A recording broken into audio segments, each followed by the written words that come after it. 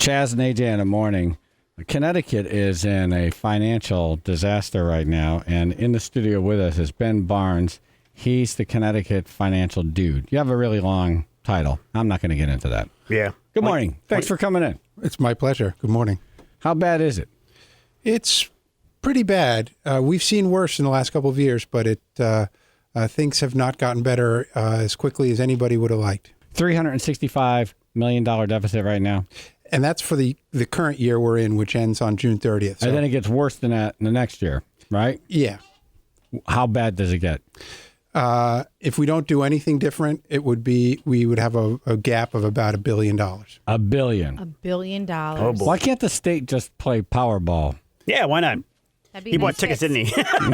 He's got tickets in his pocket, I can see. Actually, I get emails from a Nigerian gentleman. We've been thinking about that. Oh, good. Okay, yes. Fantastic. Don't forget I the think European that's a good lottery. idea. Right.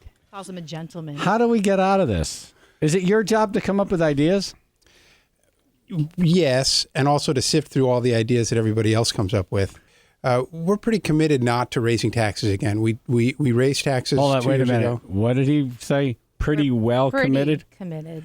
We had the governor on, and he said 3 times in 5 minutes he was not going to raise taxes or fees. So that's not pretty well. That's completely committed. How about totally committed? Totally committed. Actually, he said Texas. Did the